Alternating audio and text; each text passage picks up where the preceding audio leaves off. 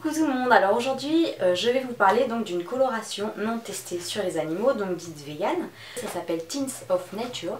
Ça se trouve pas en commerce, ça se trouve uniquement sur internet. Quelque temps je vous avais fait une photo pour ceux qui me suivent depuis un certain temps. J'avais fait une photo en fait à l'époque, j'avais fait le 6C, donc c'est du blond foncé cendré il me semble.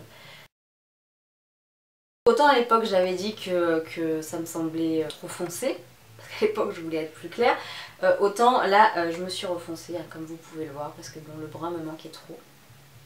Tout ça pour vous dire que si je l'ai reprise c'est qu'elle est vraiment super. Donc là cette fois-ci j'ai pris la 2N, donc ça correspond à un brun naturel. Donc en fait c'est tout simple, ça se présente exactement comme les colorations que vous pouvez trouver en supermarché. La différence c'est que dedans vous avez un shampoing pré-coloration en fait, donc il faut la coloration se fait sur cheveux mouillés et donc vous devez faire votre shampoing avant parce que justement c'est pour dégraisser complètement le cheveu, lui enlever toutes les impuretés possibles. Donc ça se voit pas en fait dans les autres colorations, donc c'est plutôt pas mal. Le premier shampoing, le shampoing pré-coloration, clairement il sent pas bon. On s'en fiche, c'est pas fait pour.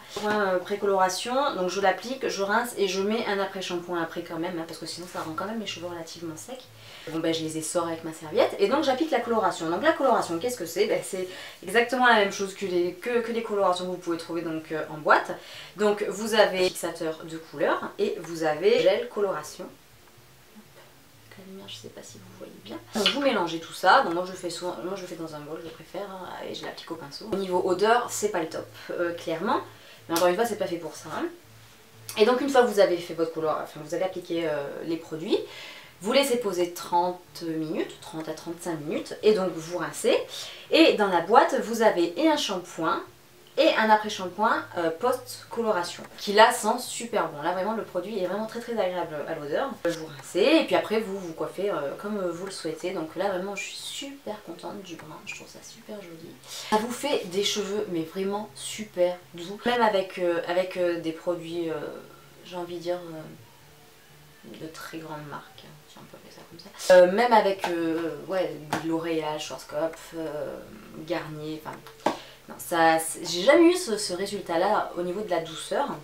Donc je rappelle, c'est Tints of Nature, donc ça se trouve, moi je l'ai commandé sur Amazon et vous pouvez la trouver cette coloration sur le site Precious Life. Alors vous pouvez y aller tranquille, ce ne sont que des produits non testés sur les animaux, pour la plupart vegan. Je voulais donc vous montrer, alors je sais pas si vous allez pouvoir voir, donc c'est juste là, hop. Vous avez en fait le logo du petit lapin où c'est marqué pas de test sur les animaux. Voilà, donc comme quoi c'est vraiment non testé sur les animaux. Clairement on n'est pas dans la coloration dite végétale où là il faut se méfier parce que qui dit végétal ne veut pas forcément dire non testé sur les animaux.